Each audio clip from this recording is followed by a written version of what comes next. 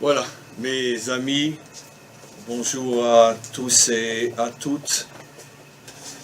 J'avoue que, comme introduction, je vous dirais que je suis un petit peu ému d'être avec vous ce soir. Et parce que, d'une manière tout à fait providentielle, c'est juste dommage que ma caméra, en tous les cas, moi, ne peut pas filmer le public. J'aurais voulu que quand je montrerai après ce cours sur mon site, que tout le monde puisse voir ce que j'ai devant les yeux. Un public venant d'Afrique, pour la plupart d'entre vous de Côte d'Ivoire. Et j'avoue que cette rencontre est pour moi très très providentielle. Parce que comme je l'expliquais tout à l'heure au pasteur Samuel et à son épouse et à d'autres, que finalement, ça fait, en ce qui me concerne, juste, j'ai oublié d'éteindre mon portable, excusez-moi.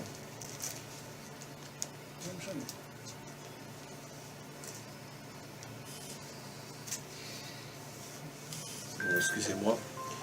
Ça fait de nombreuses années que j'enseigne à travers le net, à travers donc Internet, depuis 10 ans à peu près. Ça fait bien plus longtemps que j'enseigne, mais on n'avait pas à notre disposition jusqu'à 10 ans cette technologie qui nous permet de diffuser les enseignements dans le monde entier. Et depuis une dizaine d'années, j'enseigne. Je diffuse mes enseignements partout où ils arrivent. Et c'est vrai que je me suis rendu compte ces dernières années que j'avais de plus en plus d'Africains qui suivaient mes cours. En Côte d'Ivoire, au Cameroun, au Zaïre, Togo, peut-être encore ailleurs, mais ça c'est les pays dont je me souviens le plus. Je peux dire sans exagérer, excusez-moi de peut-être ça peut faire un petit peu prétentieux, mais je pense qu'il doit s'agir de plusieurs milliers de personnes réparties en Afrique. C'est rien par rapport aux centaines de millions d'Africains. Mais en tous les cas, à mon humble niveau, plusieurs milliers de gens qui suivent mes cours.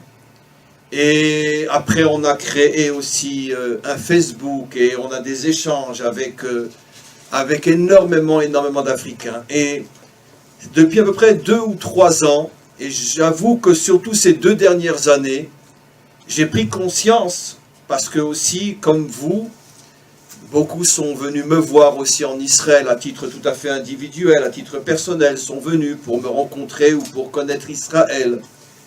Et j'avoue que j'ai découvert avec stupéfaction l'attachement absolument incroyable qu'avait justement le peuple ou les peuples africains pour la Bible d'une manière générale et le judaïsme d'une manière plus particulière, une sorte de retour aux sources, finalement de comprendre l'origine des choses.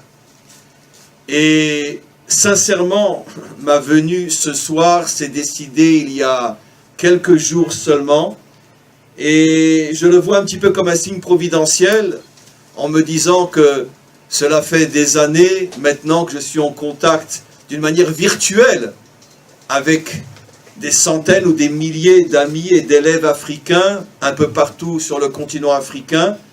Mais je ne m'imaginais pas que très vite, finalement, ici à Jérusalem, je serais devant un groupe et je pourrais vous voir, vous pourriez me voir et on pourrait avoir quelques échanges ensemble. Alors, d'après ce que j'ai compris, votre groupe plus particulièrement ne me connaissent pas véritablement.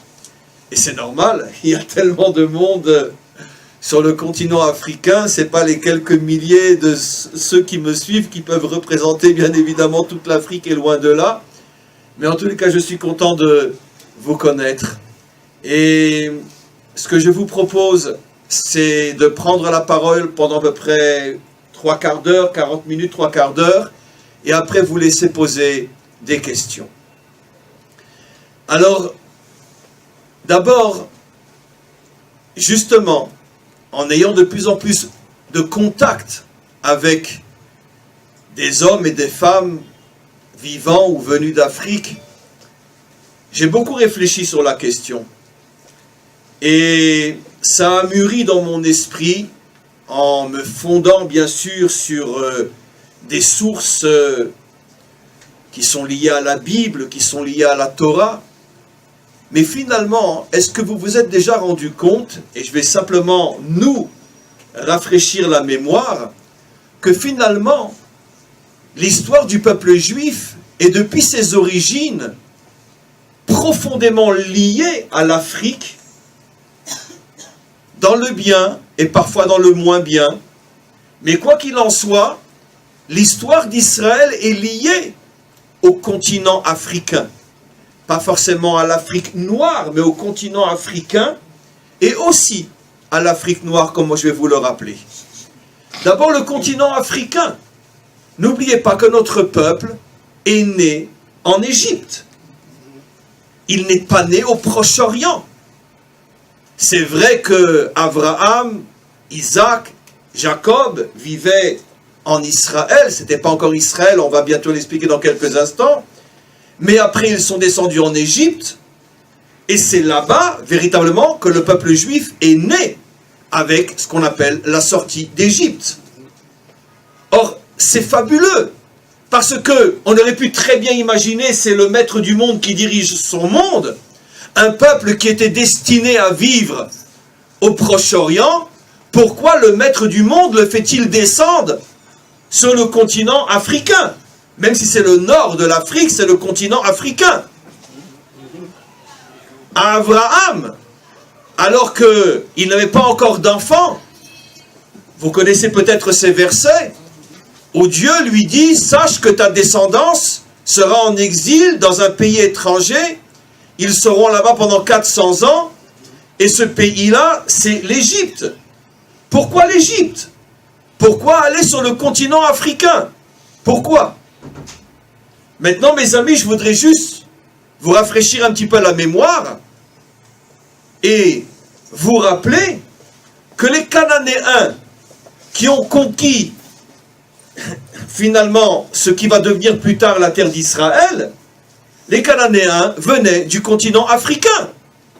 Puisque, comme nous le savons d'après notre tradition, je ne sais pas si vous l'avez appris comme nous l'avons appris, mais comme vous le savez, Noach, et on va en parler dans quelques instants, a eu 3 enfants, Shem, Ham et Yafet.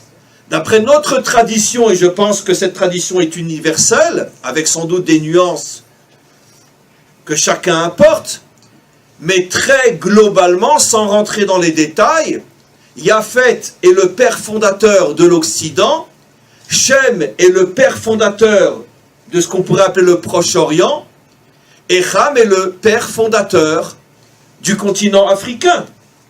Et Canaan était le fils de Ham. Ce qui veut dire que Canaan n'est pas né ici. Canaan est né sur le continent africain. Et c'est lui qui est venu conquérir la terre qui, au départ, appartenait à Shem. Lorsque Noé a partagé le monde entre ses 3 enfants, il a donné à Ham le continent africain, il a donné à Yafet l'Occident, qui après bien sûr s'est répandu beaucoup plus loin, jusqu'en Asie, et il a donné à Shem, finalement, une partie moins importante que les 2 autres, l'Afrique et le monde occidental, il a donné le Proche-Orient à Shem. Et donc, la future terre d'Israël faisait partie du territoire de Shem. Et voilà que vient un peuple né sur le continent africain, Canaan, qui est le fils de Ham, et qui vient conquérir cette terre. C'est absolument incroyable de voir que dans tous les aspects, le peuple juif est confronté à l'Afrique. Pourquoi? On va y arriver doucement. Et mes amis, est-ce que vous savez ce que notre tradition rapporte au sujet de Moïse lui-même? Vous le savez tous et toutes, Moïse, dès sa jeunesse, est sorti voir ses frères alors qu'il a grandi dans le palais de Pharaon. Il a vu un Égyptien qui frappait un Juif Et sans rentrer trop dans les détails, le comment, pourquoi, il a tué l'Égyptien. Mais il a été dénoncé. Il a dû s'enfuir. D'après notre tradition, il avait 20 ans lorsqu'il a dû s'enfuir d'Égypte. Quel âge avait-il lorsqu'il va revenir pour libérer ses frères? 80. Pendant 60 ans, il disparaît complètement. Au niveau du texte écrit biblique, nous n'avons aucune information. Où était-il pendant 60 ans? Où était-il? Car lorsqu'il arrive à Midian, aujourd'hui Médine, lorsqu'il arrive à Midian, la Torah dit il a 80 ans. Donc où était-il pendant 60 ans? Où était-il? Eh bien, figurez-vous que notre tradition rapporte qu'il est descendu en Afrique et il est resté là-bas pendant 60 ans et il a épousé une Africaine. Wow. Sa première épouse était une Africaine. Incroyable. Pas Tzipora. Tzipora était sa deuxième femme. Bien que Tzipora est appelée la femme africaine, il y a une discussion à ce niveau-là, mais quoi qu'il en soit, d'après notre tradition, il a eu deux épouses. Sa première épouse, qu'il a eue, on pourrait dire l'épouse de sa jeunesse, jusqu'à l'âge de 80 ans, qui était une véritable africaine, et quand après il a quitté l'Afrique pour revenir dans le Proche-Orient, donc Midian, d'où la ville de Médine, célèbre pour l'islam, et là-bas il épousera Tzipora, qui était donc une proche orientale, si vous voulez. Mais sa première épouse était une africaine.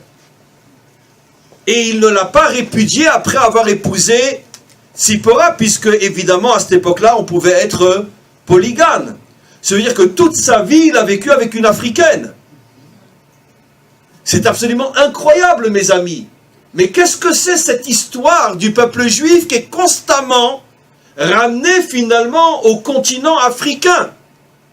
Au point que le premier libérateur d'Israël, celui qui a donné la Torah à Israël, et qui a donné d'une certaine manière au monde cette inspiration qui petit à petit le prépare à la délivrance finale, cet homme-là lui-même avait un tel lien avec l'Afrique qu'il a même épousé une africaine, et pas une africaine du Nord, une véritable africaine, puisque la Torah elle-même dit qu'il a épousé une femme noire.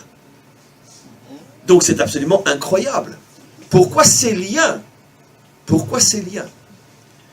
Alors, dans un premier temps, je suis toujours dans l'introduction, dans un premier temps, je vous rappellerai aussi quelque chose d'autre. C'est que les peuples africains et Israël ont un malheureux lien en commun. L'oppression, l'esclavage, la souffrance. Finalement, quand on regarde l'histoire du peuple juif, qui est né dans l'oppression et dans l'esclavage, quand on regarde l'histoire du peuple juif qui est né en s'étant affranchi justement de cette oppression et de cet esclavage, et quand on regarde l'histoire des peuples africains, qui eux aussi ont connu et connaissent encore dans beaucoup d'endroits l'oppression et ont connu l'esclavage, on se rend compte que finalement, il y a une histoire très proche l'une de l'autre. C'est peut-être la raison pour laquelle, dès le départ, il y a des liens historiques bibliques entre ces deux civilisations, entre ces deux peuples, parce qu'ils vont avoir un parcours qui, dans le malheur, se ressemble énormément.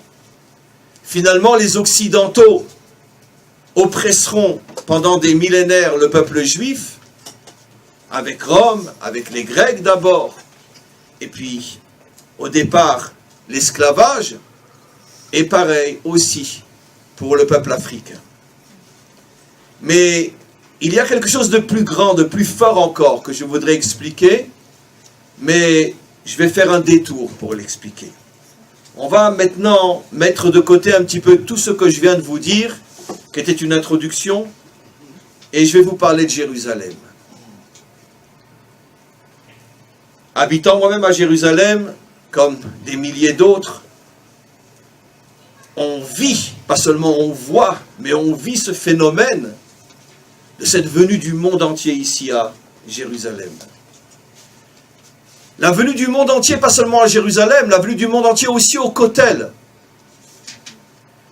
Et c'est impressionnant. Même le pape, il y a quelques années, est venu à demander à se rendre au Kotel, à prier devant le Kotel. Je vous avoue très franchement, et je ne le dis pas pour vous faire plaisir, c'est que quand des Africains arrivent au Kotel, j'avoue très sincèrement que nous les Juifs, on se met de côté et on les regarde. Parce que une prière fervente comme les Africains devant le Kotel, on ne voit nulle part. On ne voit nulle part. Mais même le pape a été prié devant le Kotel. Pourquoi tous les peuples viennent là? Pourtant, le Kotel, quoi qu'il en soit, est quand même un emblème, un symbole juif. Si demain, je vous dis très sincèrement, et je pense que des centaines de milliers diront la même chose que moi, si demain je devais aller à Rome, il est clair que je ne chercherai absolument pas à rentrer au Vatican.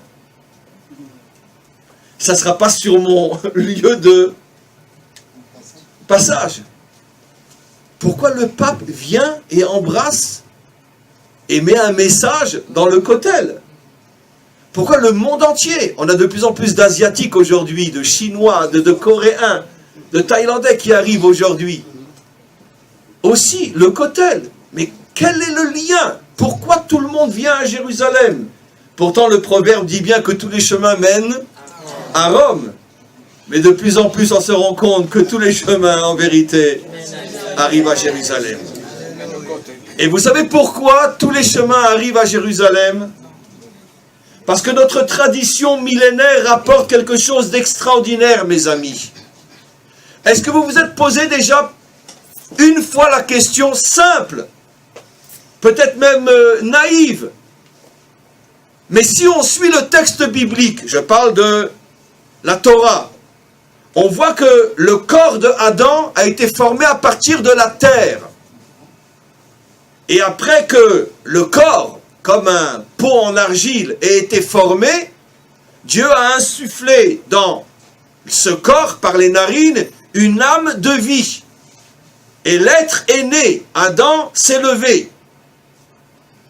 Êtes-vous déjà posé la question, cette terre qui a formé le corps de Adam, elle venait d'où cette terre? Est-ce que l'un ou l'une d'entre vous s'est déjà posé la question d'où venait cette terre?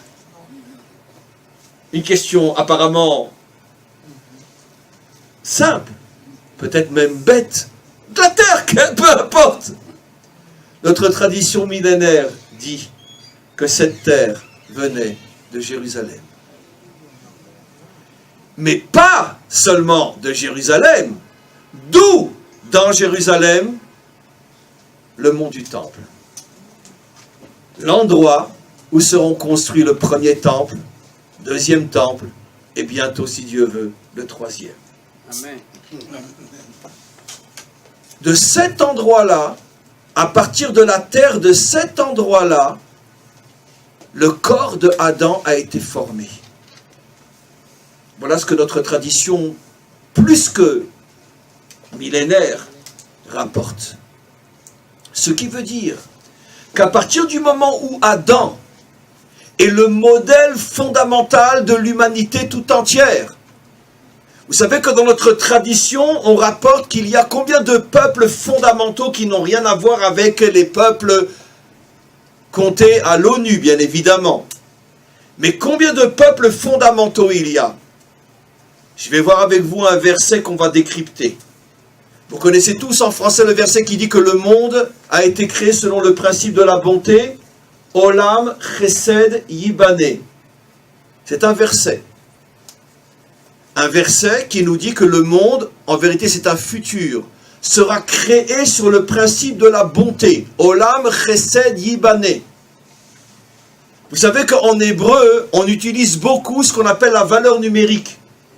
L'hébreu est une langue particulière où il y a des correspondants que l'on peut faire entre les mots en transformant les lettres et les mots en valeurs numériques, et en comparant des valeurs numériques, on peut comparer des mots qui permettent de révéler le sens de mots compliqués. Chaque lettre a une valeur numérique. Je ne vais pas rentrer bien sûr dans les détails parce que ça serait trop long. Mais chaque lettre a une valeur numérique. Le mot chesed, qui veut dire bonté, en hébreu, a pour valeur numérique 72. 72, nos maîtres nous disent. Comment qu'on arrive? Pourquoi ce chiffre 72? C'est les 70 peuples, plus Israël, et plus Dieu reconnu comme roi sur toute la terre. En ce jour, il sera roi sur toute la terre. Ça fait 72. 70 peuples, plus Israël, plus Dieu, 72. Olam chesed yibane. Le verset est au futur. Un jour viendra où le monde sera construit sur le principe de la bonté, c'est-à-dire lorsque l'humanité sera reconstruite et que toute l'humanité sera composée de 70 nations, plus Israël et plus le maître du monde à notre tête, 72. C'est la raison pour laquelle c'est un futur pour dire nous ne sommes pas encore arrivés à cette époque-là.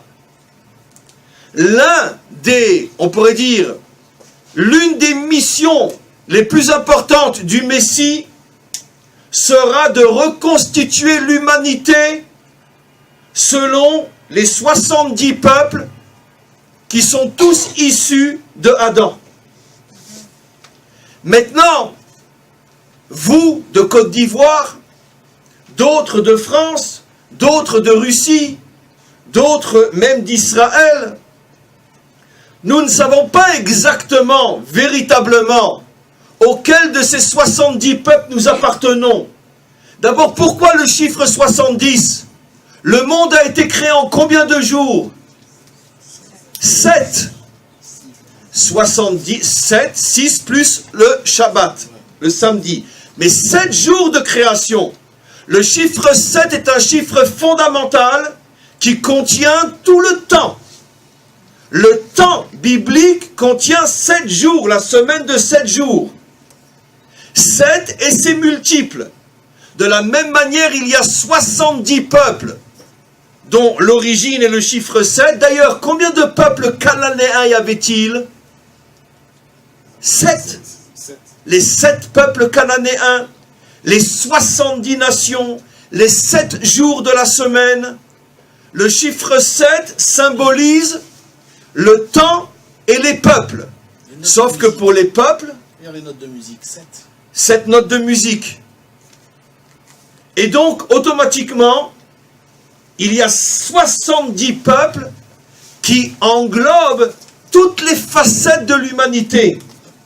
Et toutes ces facettes de l'humanité étaient incluses dans le fondateur de l'humanité qui s'appelait Adam et Ève. Et où sont passés ces 70 peuples, vous savez? Qu'est-ce qui est arrivé? Qu'est-ce que nous dit la Bible? Il y a eu un moment où finalement tout s'est mélangé et on ne sait plus qui est quoi. La tour de Babel. Au moment de la tour de Babel, jusqu'à la tour de Babel, il était encore possible de reconnaître les 70 peuples. À partir de la tour de Babel, tout va être mélangé. Le monde et l'histoire humaine vont rentrer dans une confusion totale, au point que plus personne ne sait véritablement qui il est.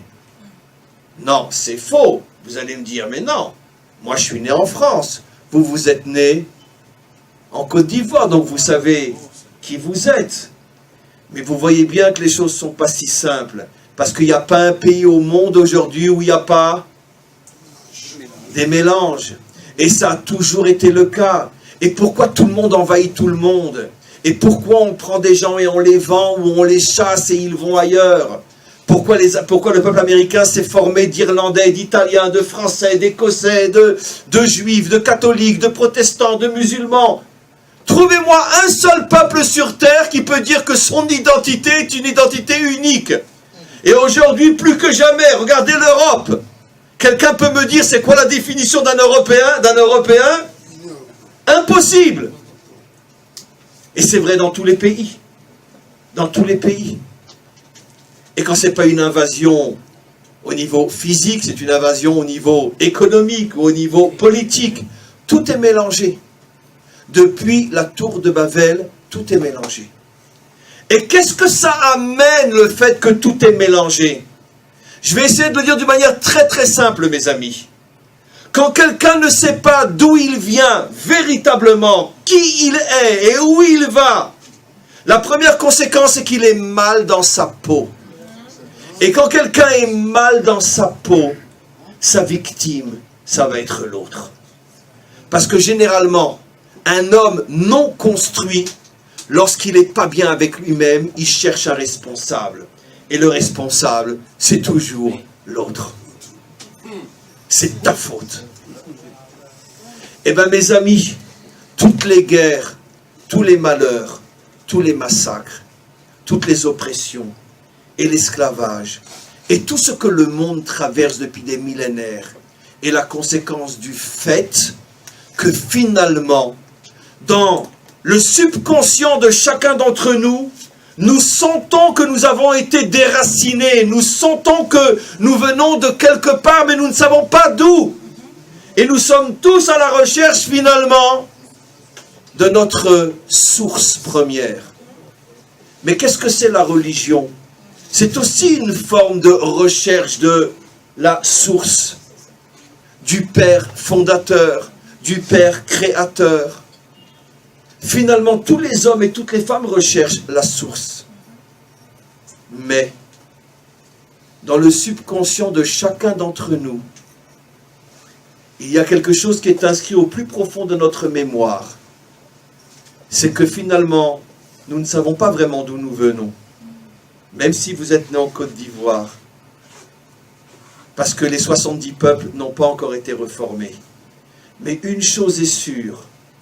Vous, mon ami, et vous, et vous, et vous, et moi, et nous tous, et tous les hommes et toutes les femmes sur terre, entendent au plus profond de leur mémoire un appel.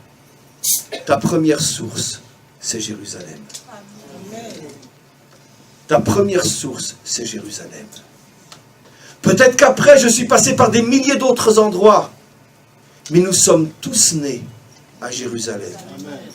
Notre tradition rapporte qu'il y a 5778 ans est né Adam à Jérusalem. Il y a 5778 ans. Il y avait d'autres créatures avant lui, mais je parle de Adam. Il y a 5778 ans. Va se dévoiler, pour la première fois dans l'histoire humaine, va se dévoiler le Père fondateur des 70 peuples qui après malheureusement vont se mélanger. Il naît à Jérusalem. Et c'est pour ça que le monde entier vibre. Des fois, souvent, je me pose la question, à la rigueur, des Africains, bon, ben, ils sont chrétiens, donc, qu'ils le veuillent ou non, ils puisent dans la source hébraïque. Mais des fois, je reviens aux Asiatiques. Ils ne sont pas chrétiens. Ils sont bouddhistes.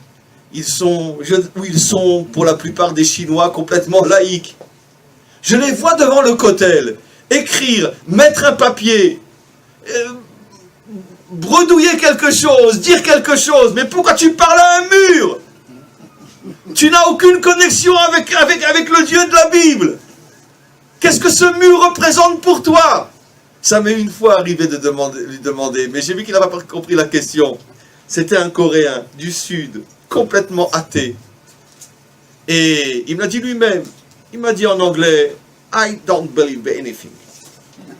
Alors, je lui ai dit, mais alors pourquoi tu as mis un papier dans le mur? Tu as fait une demande à qui? Et il m'a dit, je sais pas, mais je sens qu'il y a quelque chose. Alors, bon, la discussion s'est arrêtée ici. Mais je sais pas, je sens qu'il y a quelque chose. Mais tu es athée ou tu es bouddhiste, donc au regard de ma religion, tu es idolâtre. Qu'est-ce que tu viens faire à Jérusalem? Pourquoi tu vibres ici? mais parce que lui aussi, son ancêtre, était comme le mien, était Adam qui est né à Jérusalem. Et donc c'est la raison pour laquelle nos maîtres nous disent que quand le troisième temple va être construit à Jérusalem, Ki beiti bet tefila yikare lechol ha'amim, ma maison sera une maison de prière pour tous les peuples. Le troisième temple ne sera pas le temple uniquement des Juifs. Le troisième temple sera le haut lieu de culte des 70 nations qui viendront à Jérusalem et qui comprendront pourquoi ils viennent à Jérusalem, comme on le voit à la fin de la prophétie de Zacharie, qui dit que toutes les nations viendront fêter la fête de Sukkot à Jérusalem. Ça sera à l'époque du troisième temple. Et pourquoi la fête de Sukkot? Alors écoutez-moi bien, le message est extraordinaire. Vous savez que, bien évidemment, dans tous les peuples, comme chez nous, il y a des différences sociales. À Jérusalem, il y en a qui vivent dans un HLM, il y en a qui vivent dans une grande maison, il y en a qui ont un jardin, il y en a qui ont même pas un petit balcon. Mais à Sukkot, vous pouvez faire la différence entre un pauvre et un riche? Non. Tout le monde est dans une petite cabane. La fête des cabanes. Et donc dans la cabane, on ne voit pas si tu es millionnaire ou si tu as le SMIG. Parce que la cabane, c'est la même pour tout le monde. La fête de Sukkot, c'est la fête de l'égalité, où chacun met de côté ses différences sociales, idéologiques, philosophiques, même voire religieuses. Et on se réunit tous pour chercher à l'intérieur de chacun d'entre nous l'essentiel. On est tous des êtres humains. Avant de savoir si je suis juif, si je suis chrétien, si je suis musulman, si je suis bouddhiste, si je suis hindouiste, si je suis idolâtre, si je suis athée, si je suis laïque, avant toute autre chose, je suis un être humain. Et malheureusement, trop souvent, les idéaux et voire même les religions nous ont fait oublier l'essentiel. Qu'est-ce que tu es? Je suis chrétien. Qu'est-ce que tu es? Je suis juif. Non! On devrait d'abord répondre, je suis un fils d'Adam. Je suis un être humain. Mais non, de la même manière qu'il y a un être humain qui est blanc, il y a un être humain qui est noir, il y en a un qui a les yeux bleus, il y en a un qui est jaune, il y en a un qui est rouge. Mais ça, c'est des détails. Mais dans l'essence, on est tous des êtres humains. Et ça fait des millénaires qu'on a oublié l'essence et l'essentiel. On se définit par notre religion. On se définit par notre nationalité. C'est important, c'est très important, c'est fondamental. Mais ça reste toujours secondaire par rapport à l'être humain. Et toutes les haines, et toutes les guerres, et toutes les querelles, et toutes les souffrances proviennent du fait qu'on a remplacé l'accessoire, l'essentiel par l'accessoire. Ah, tu es chrétien, je suis musulman, alors ça serait une guerre sainte entre nous. Mais je comprends pas. Même si je suis chrétien et toi tu es musulman, mais toi et moi, on est quand même avant tout des êtres humains, alors pourquoi se faire du mal? Et on a oublié cette notion-là. Et c'est ça le but de Jérusalem. Jérusalem a été créé Adam. Adam était ni juif, ni chrétien, ni musulman, ni bouddhiste. Il était ni blanc, ni noir, ni jaune, ni rouge. Comment qu'il était, j'en sais absolument rien. Bleu peut-être. Peut-être bleu, comme le ciel. Mais une chose est sûre, il était le père de tous les humains. Et malheureusement, ça n'a pas duré longtemps. Est venu le Nachash, le serpent français, et il l'a fait tomber. Et avec lui, l'humanité est tombée. Et est tombée dans quoi? Dans le culte de... Oh, quel dommage. Comment? Dans le culte... Bon, on a la chance d'avoir un maïs juste à côté. Mais bon. Tu veux que je monte? Comment? Je le sens. Non? Ah, peut-être... Bon. En tous les cas, c'est pas grave. On n'a pas choisi d'être dans une salle juste à côté d'un mariage. Mais c'est la joie. Mais quoi qu'il en soit, je parle suffisamment fort, vous m'entendez? Oui. Voilà. Et donc, c'est ça Jérusalem. Jérusalem est la capitale universelle de l'humanité tout entière.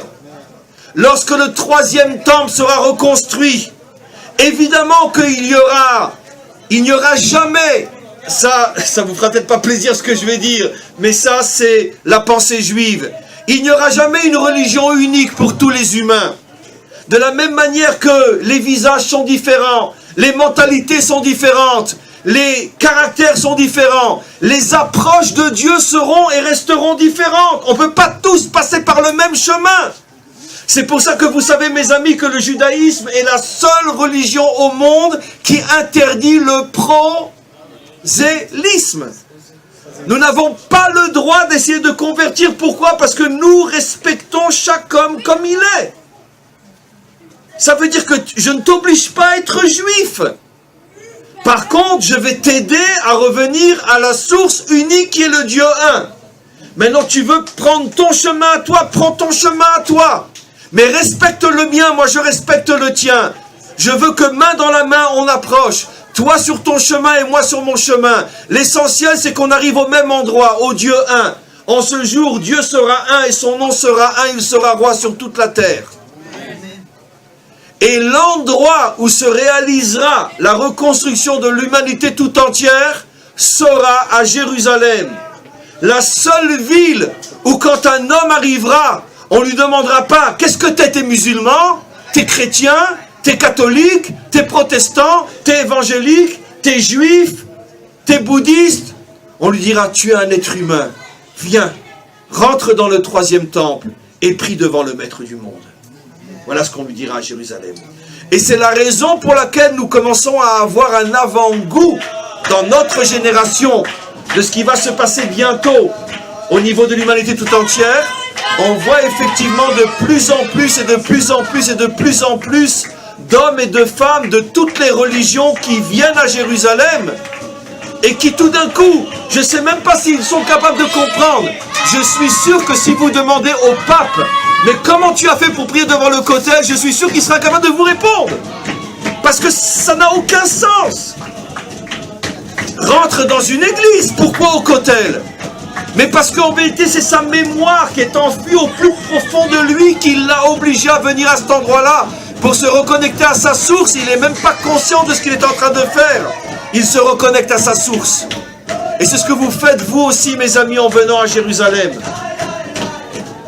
Peut-être de leur dire de... Non, c'est pas grave, je continue encore quelques minutes après, on va passer aux questions. Je voudrais vous expliquer quelque chose aussi de très très important, mes amis.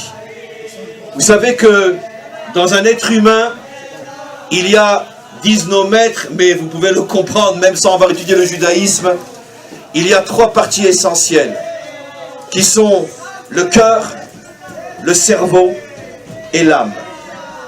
L'âme, c'est ce qui nous permet d'avoir une connexion avec Dieu et avec, d'une certaine manière, la réalité invisible que nous ne pouvons pas voir avec nos yeux et toucher et ressentir avec nos sens. Il n'y a que l'âme, l'âme qui est à l'intérieur de chacun d'entre nous. Il n'y a que l'âme qui nous permet de nous connecter finalement à ce monde invisible dont le maître et le fondateur, d'ailleurs de tous les mondes, y compris du nôtre, s'appelle Dieu ou celui que moi j'appelle le maître du monde. Après on a le cerveau. Le cerveau, c'est ce qui nous permet de réfléchir, d'acquérir la sagesse, le savoir, la compréhension, l'intelligence. Et on a le cœur qui nous permet de ressentir, de vibrer. Est-ce que vous savez que notre tradition nous rapporte que les 3 enfants de Noé, qui sont les 3 pères fondateurs de l'humanité tout entière, Shem, Yafet et Ham, correspondaient en vérité à ces 3 parties de l'être humain. C'est-à-dire dans chaque être humain construit, il y a une âme, un cerveau et un cœur. Mais malgré tout, il y a des parties du monde qui sont plus cœur, il y a des parties du monde qui sont plus cerveau, il y a des parties du monde qui sont plus, on va dire, esprit, âme. Nos maîtres nous rapportent que Shem était surtout la dimension âme. Yafet était surtout la dimension cerveau.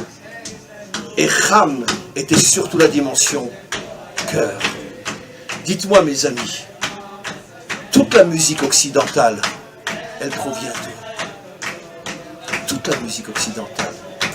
Les danses, la musique, ce qui fait vibrer aujourd'hui le monde, ça provient d'où? C'est à moi de vous le dire. Ça provient de l'Afrique. Le cœur, les vibrations, l'émotion. L'Occident, c'est plus la tête. C'est froid, c'est rigide, c'est la technologie. Le Proche-Orient, Jérusalem, c'est l'âme, c'est Shem. Maintenant, vous allez comprendre pourquoi. J'ai commencé en disant qu'il y a un lien particulier entre Israël et l'Afrique, plus encore qu'entre Israël et l'Occident. Parce que, regardez quelque chose d'extraordinaire, extraordinaire. La première lettre de la Torah est un bet, Bereshit en hébreu, au commencement, qui commence par là, un bet. La dernière lettre de la Torah est un lamed. Les deux lettres, lamed et bet, forment le mot lève en hébreu qui veut dire cœur. Toute la Torah nous a été donnée pour parler à notre cœur, plus qu'à notre cerveau. Parce que tu peux avoir la connaissance, mais si tu ne vibres pas, si tu ne ressens pas, si tu ne vis pas ce que tu sais, alors tu n'es pas un véritable croyant. D'accord. La croyance n'est pas uniquement un savoir. La croyance est un vécu. La croyance est un ressenti.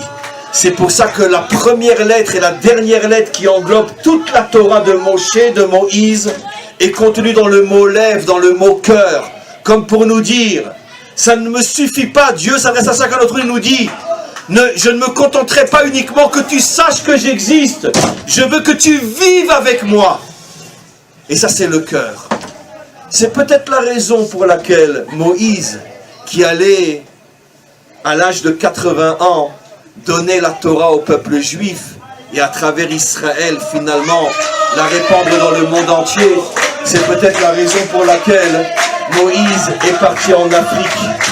Peut-être justement pour aller chercher là-bas et trouver justement cette vibration, cette émotion qui est typique justement à l'Afrique. Mais d'un autre côté, chacune de ces parties a besoin de l'autre. Le cœur a besoin du cerveau, le cerveau a besoin du cœur. Et le cerveau et le cœur ont besoin de l'âme. Et l'âme a besoin du cerveau et l'âme a besoin aussi du cœur. Parce qu'une âme qui n'a pas de cerveau, ça devient une religion fanatique, une religion extrémiste. Elle a besoin du cerveau. L'âme a besoin de sagesse. Et l'âme a aussi besoin de cœur pour vibrer sa relation avec Hachem. Et donc en vérité, chacune des trois parties a besoin l'une de l'autre. Mais j'ai expliqué, ils sont partis, on a été sauvés. Mais j'ai expliqué malgré tout, il y avait un lien privilégié entre Israël et l'Afrique. Et ce que je voudrais pour conclure, c'est que, avant que de vous laisser poser quelques questions, bien évidemment, c'est que finalement, c'est ce à quoi je faisais allusion. Mon message ce soir, c'est celui sur lequel je veux revenir et qui est pour moi l'un de mes messages les plus importants et qui fait que peut-être je suis suivi par mes cours par tellement et tellement et tellement de non-juifs aujourd'hui. D'ailleurs de toutes les religions, catholiques, protestants, même de plus en plus de musulmans aussi, beaucoup d'athées, évidemment, une majorité de juifs. Mais parce que le message qui, je pense, est le plus important aujourd'hui, vous êtes protestants, vous êtes évangéliques. Vous êtes, consciemment ou non, rattachés à la Torah d'Israël, dans le sens que vous savez tous que vos origines, celle de votre religion, est juive, comme j'en parlais tout à l'heure avec notre ami le pasteur. Mais ce que je voudrais que l'on comprenne une fois pour toutes, c'est que si on veut que le monde s'en sorte, si on veut que la souffrance, la cruauté disparaissent de ce monde, et mes amis, je vais vous dire quelque chose que moi-même en tant que religieux, je n'aime pas dire, mais franchement, Au nom de qui et au nom de quoi on a tué et fait souffrir le plus d'hommes et de femmes sur terre depuis l'origine de l'histoire humaine? Pour Dieu et au nom de Dieu. C'est les religions qui ont fait couler le plus de sang sur terre.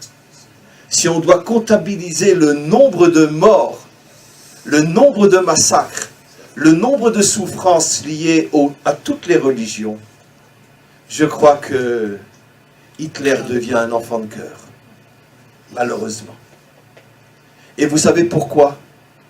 Parce que, justement, on a fait passer l'accessoire avant l'essentiel. On a oublié que derrière celui qui n'est pas de la même religion que moi, se trouve un être humain, tout aussi humain que moi. Et qu'est-ce qu'il peut, le pauvre, d'être musulman? Il est né comme ça. Et qu'est-ce que tu lui veux à ce chrétien? Il est né comme ça. Et qu'est-ce que tu lui veux à ce juif? Il est né comme ça. Et qu'est-ce que tu lui veux à ce bouddhiste? Il est né comme ça. Alors quoi, je vais tuer des bouddhistes parce que ce sont des idolâtres? Mais ils sont nés comme ça, ils n'ont pas choisi d'être idolâtres. C'est l'éducation qu'ils ont reçue. Un musulman va massacrer un chrétien parce qu'il est chrétien, mais il n'a pas choisi d'être chrétien, il est né comme ça, c'est ce qu'on lui a appris de ses parents et de ses grands-parents, etc. Ou le contraire, quand il y a eu les guerres de religion, peu importe. Et qu'est-ce qu'on a oublié? On a oublié l'être humain. Quand moi je vois en face de moi un protestant, un catholique, un musulman, qui que ce soit, je vais vous dire franchement, sa religion m'importe peu. Je cherche l'homme, je cherche la femme, je cherche l'être humain, je cherche le bon qu'il y a en lui. Et quand il y a cette connexion entre nous, vous allez voir qu'on arrivera finalement à s'entendre, même avec nos différences religieuses. Et faisons confiance au Maître du monde, et faisons confiance au Messie, que lui saura trouver le point de réunion, le point d'entente entre toutes les croyances, entre toutes les différences, pour reconstruire et retrouver cette humanité une, dans laquelle finalement, celui qui sera à l'honneur, celui qui sera couronné, ne sera plus ni le juif, ni le chrétien, ni le musulman, ni personne. La couronne sera posée sur la tête de l'homme, de l'être humain. Amen. Et dans ce monde reconstruit, on pourra enfin rentrer dans une humanité unie, une humanité reconstruite, qui ne connaîtra que le bonheur, que la paix et la prospérité. Amen. Si vous avez des questions, mes amis.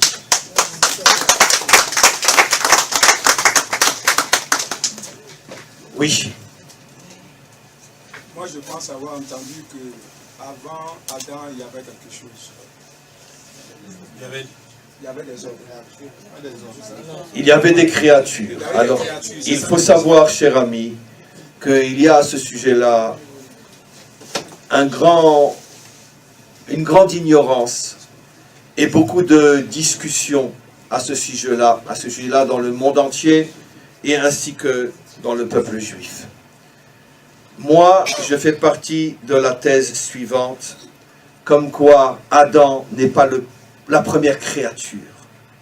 Il y a eu avant Adam des créatures qui n'étaient pas ce que moi j'appelle adamiques, qui n'étaient pas des créatures qui connaissaient Dieu comme Adam a été le premier à le connaître et comme il l'a transmis après à l'humanité. C'était des créatures qui étaient entre, si vous voulez, ce n'étaient pas des animaux non plus, je ne dis pas ça, mais c'était des créatures qui étaient entre l'animal et Adam. Adam, c'est vraiment l'homme accompli. Et ces créatures-là existaient bien avant Adam. La Torah, et surtout le récit de la création, fait allusion à ces créatures avant le récit de la création, pendant le récit de la création, avant le récit de la création de Adam, et surtout lorsqu'on étudie les textes de notre tradition orale, on s'aperçoit de ces choses-là. Maintenant, ces créatures n'ont pas disparu. Ces créatures ont continué à exister, à continuer à se développer, à avoir des enfants et à peupler le monde. Je vais vous donner, mes amis, un critère malheureux de comment faire la différence entre un descendant de Adam et un descendant de ces créatures-là. C'est très simple. c'est la limite de la cruauté. On peut être un idolâtre, on peut être un païen, on peut être quelqu'un d'athée et être un descendant de Adam, mais qui se cherche. Mais on ne peut pas couper la tête de quelqu'un et offrir cette tête à son enfant pour qu'il joue au football, comme ça s'est passé en Irak, encore il n'y a pas tellement longtemps. Et malheureusement, on les a vus, ces vidéos qui très vite ont été censurées, et dire qu'on descend de Adam. On ne peut pas être un médecin nazi dans un camp de concentration, ouvrir sans anesthésie des corps entiers pour trafiquer, mélanger, faire des choses comme ça. On ne peut pas arracher les enfants d'une mère et le jeter dans le feu et dire « je suis un descendant de Adam ». Non. Tu es le descendant d'une créature qui ne mérite absolument pas de s'appeler Adam. Attention! Un descendant de Adam peut être méchant, peut être idolâtre, peut être débauché, peut commettre des fautes, mais avec une certaine limite. Il y a des choses qu'un descendant de Adam ne pourra jamais faire. Un descendant de Adam ne pourra jamais dépasser les limites de la cruauté. C'est absolument impossible. Et donc ça, c'est le seul critère pour être sûr et certain qu'on n'est pas en présence d'un descendant de Adam. Et ils peuvent se trouver partout, dans tous les peuples et dans toutes les religions, et dans toutes les couleurs et dans toutes les races. Mais quelqu'un qui a des limites dans le mal qu'il est capable de faire, quelqu'un qui comprend que ça, il ne pourrait jamais le faire, alors après, peu importe s'il est idolâtre ou il n'est pas idolâtre, pour l'instant il est dans l'erreur, mais il est au moins un descendant de Adam.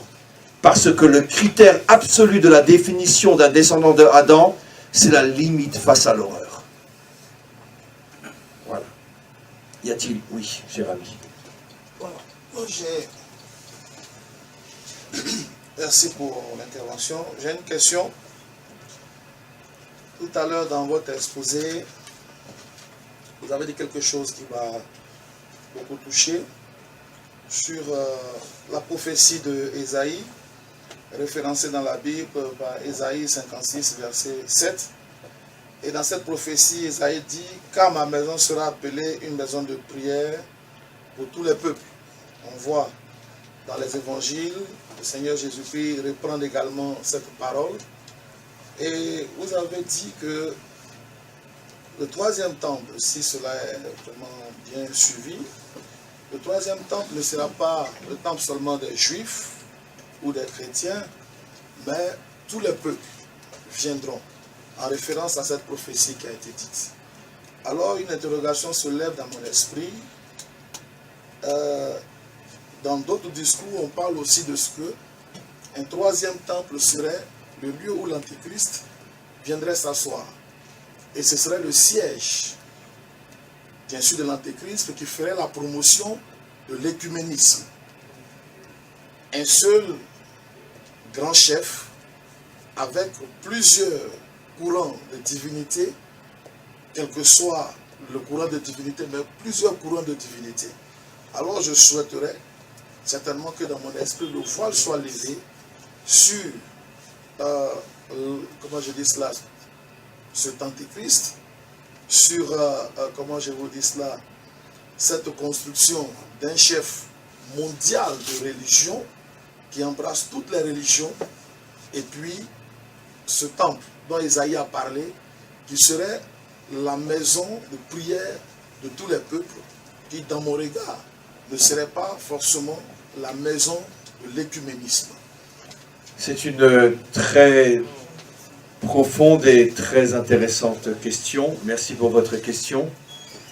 Je vais vous étonner par la simplicité de ma réponse. Parfois, la simplicité est très profonde aussi. Et finalement, j'ai déjà donné la réponse à votre question sans le savoir dans mon intervention.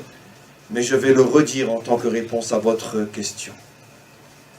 Sachez, mon ami, et je reviens sur ce que j'ai expliqué, qu'il est absolument impossible que différents courants, différentes approches puissent se respecter, s'aimer et s'unir si à leur tête, c'est le mensonge qui domine.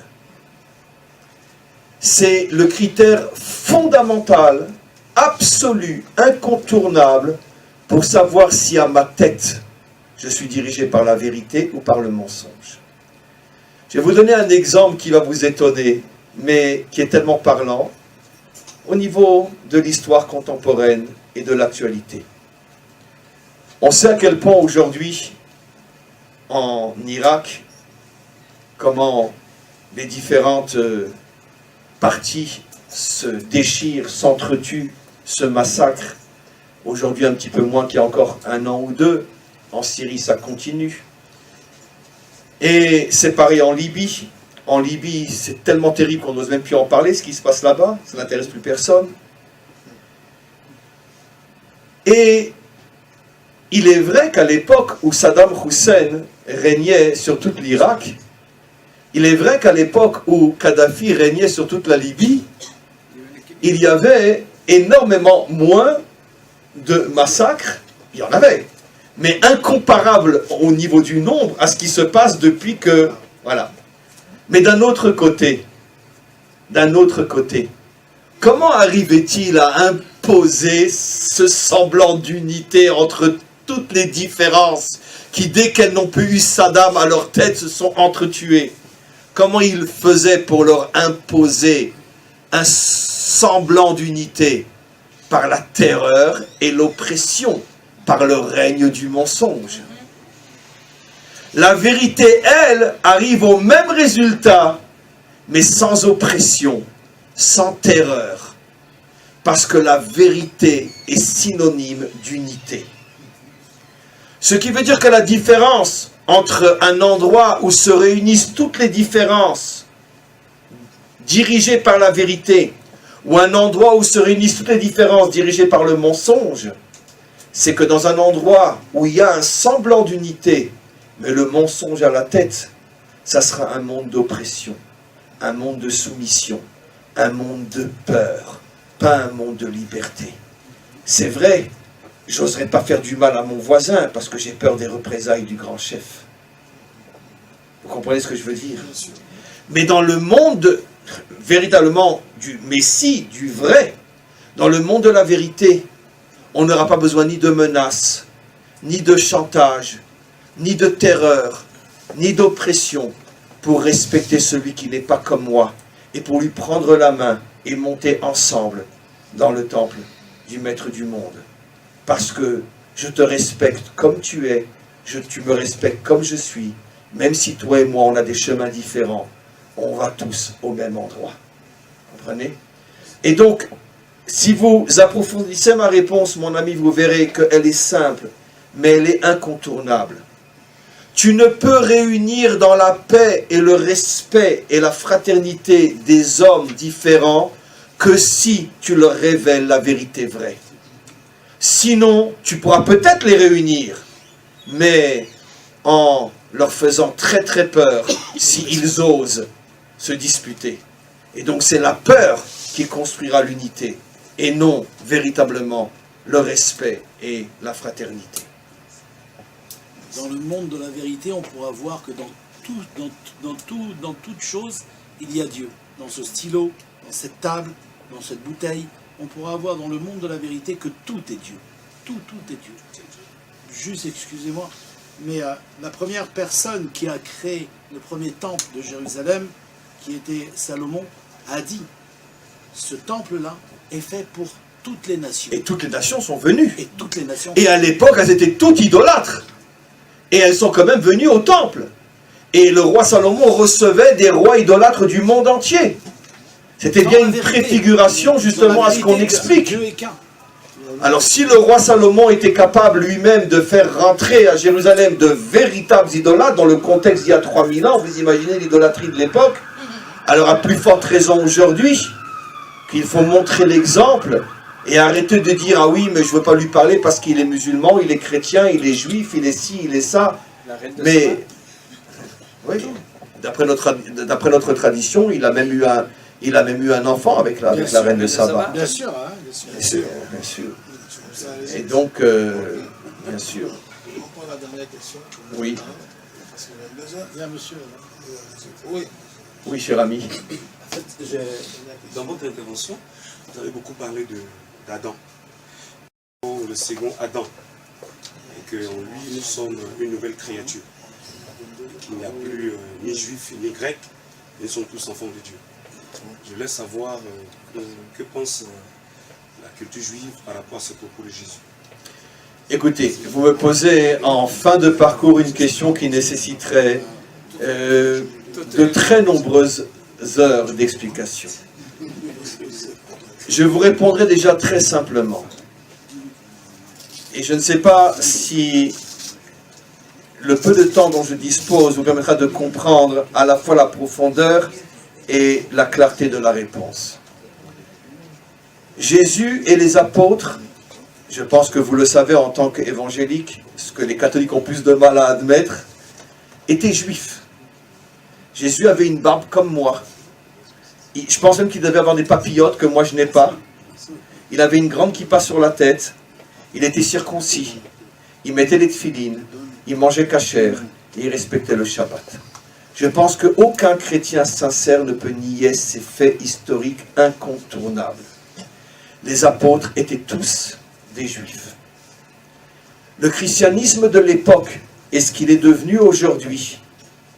C'est très difficile de faire la part des choses et de savoir finalement, à partir de ce que nous connaissons aujourd'hui du christianisme, qu'est-ce qu'il a été à l'époque. Parce qu'entre-temps, se sont écoulés des siècles et des millénaires. Le christianisme s'est répandu dans des civilisations très différentes des unes des autres, car même si vous êtes chrétien, il est clair que vous êtes très différent d'un Italien ou d'un Grec, ou d'un Russe. Et donc les mentalités sont différentes, les cultures sont différentes, et chaque civilisation, avec le temps et avec sa mentalité, a d'une certaine manière remodelé le christianisme selon ses réceptacles à lui, avec une différence de temps et une différence d'espace. Ce qui veut dire que je ne pense pas qu'aujourd'hui un chrétien puisse venir et dire « Moi, je représente ou je vis le christianisme de Jésus et des apôtres ». C'est la raison pour laquelle nous, juifs, notre positionnement est très très très compliqué. Je parle pour ceux qui font l'effort de vouloir se positionner. Parce que nous sommes sûrs d'une chose, c'est que par exemple, ça me sera plus facile d'en parler, le catholicisme n'a rien, mais strictement rien, mais absolument rien, mais rien à voir avec Jésus et les apôtres. C'est absolument clair. Donc, ça je peux le dire sans la moindre hésitation. En quoi un catholique romain a à voir avec Jésus et les apôtres? C'est évident que si Jésus devait revenir aujourd'hui, il refuserait de rentrer au Vatican. Vous imaginez Jésus rentrer dans un endroit où il y a des statues partout? Donc déjà, en prenant cet exemple extrême, vous m'avez compris. En le poussant un peu plus, je pense que, évidemment, il n'y a plus aucune comparaison à faire entre vous et le catholicisme romain, mais malgré tout, êtes-vous certain que véritablement votre vécu chrétien aujourd'hui correspond vraiment à ce que Jésus et les apôtres ont été? C'est très difficile à savoir. C'est pour ça que nous sommes aujourd'hui face au christianisme, nous juifs, dans une impasse. Parce que finalement, il y a eu quelque chose au départ. Mais ça s'est tellement répandu, presque 2 milliards de personnes, qui comprennent des civilisations tellement différentes, sur 2000 ans, dans l'espace et dans le temps. Donc comment demander à un juif de se positionner face à quelque chose qui n'est certainement plus ce que ça a été au départ? Donc déjà, il faudrait savoir qu'est-ce qu'il y avait au départ pour pouvoir prendre réellement position. Est-ce que vous avez compris ma réponse? Voilà. Je ne peux pas en dire plus, parce que ça nécessiterait trop d'explications, mais je pense que ma réponse est honnête, elle est claire, et elle est profonde en même temps. Voilà, je pense qu'il est déjà effectivement très tard pour tout le monde. Je voudrais simplement, mes amis, vous dire encore une fois à quel point je vous apprécie, à quel point je me sens proche de vous, et j'espère que c'est partagé. Et je vous souhaite tout le meilleur, toutes mes bénédictions. Amen. Je vous souhaite une grande réussite dans tout ce que vous faites. Et je prie sincèrement pour le moment où nous pourrons tous ensemble rentrer dans le 3e temple et que le rêve devienne une réalité. À tous et à toutes, à très très bientôt. Amen.